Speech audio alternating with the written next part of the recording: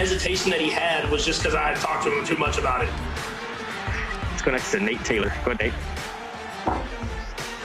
Patrick, when you look at, obviously, the pre-snap and what, like you mentioned, just getting that single high safety, just how much does it still surprise you when you know 10's out there? And my second part of this is how much, Tyreek mentioned Sammy today as being a part of his success. Just how much was that a part of the offense really clicking in the first half, having Sammy back? Yeah, definitely. I mean, Sammy being able to work the middle of the field, even when he's not getting the ball, he's getting other guys open. And then as well as at the beginning of that game, they were, instead of that safety going over the top of Tyreek, they were going over the top of Travis. And, I mean, that's just the problem that defenses have when they go against us. We have so many good weapons. It's hard to try to take away one guy when we can go to the other guys. And so this week it was Tyreek's week, but I'm sure other guys will make big plays the rest of the season. Let's go next to Sam Mellinger. Go ahead, Sam. Hey, Patrick, I know you want to throw it every down, right? But at the end there, those last two plays, a lot of teams would have just run the ball, right, to melt some clock. What is your mind like in those situations, just sort of risk-reward balance when you know you got to keep the clock going? Yeah, I mean, it's just it's a lot of trust Coach puts in me to make the right decision. You can see that I'm trying to get the ball in my hands quickly, get it to the guys, let them make plays in space. And another thing, I mean, they have a really good defense, especially against the run, and so they're getting a lot of penetration up front. And I'm trying to get to our playmakers in space and let guys make plays. Next is Sam McDowell. Go ahead, Sam. Hey, Patrick, you touched on this a little bit, but how much do you feel like Travis's success this season, but also Tyreek's success on the underneath stuff kind of opened up what you saw today up top? Yeah, I think it's just taking what's there. I think that's the biggest thing. I mean, you've seen how teams played us these last few weeks, and they're playing very far back.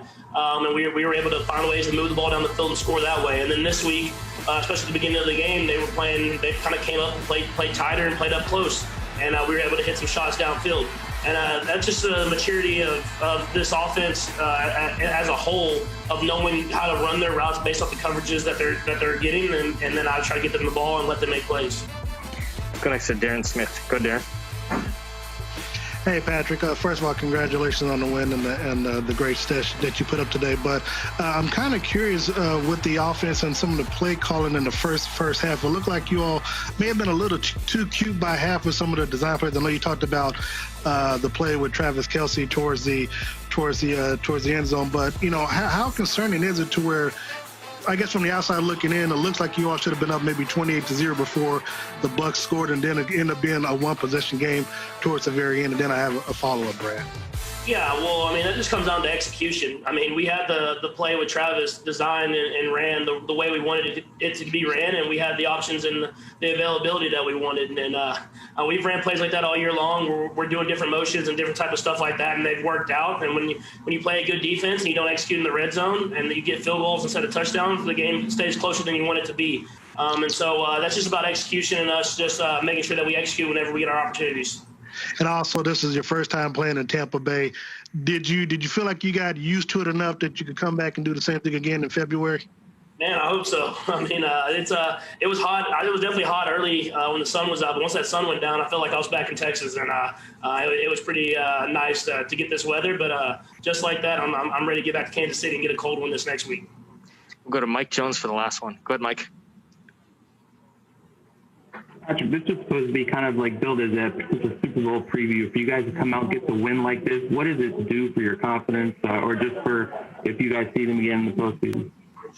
Yeah, I mean, you get a familiarity with the stadium, with the process of going to the hotel and the city, and that's definitely something that eases your mind when you try to get to the Super Bowl. If you know you've been in this place before and you understand what kind of the pregame and stuff like that happens, and then to beat a good football team. That's a really good football team with a lot of talented players, and so we played well enough to win. I still think there was times offensively we could have been better in the second half and in the red zone we talked about, and then defensively they're going to want to try to continue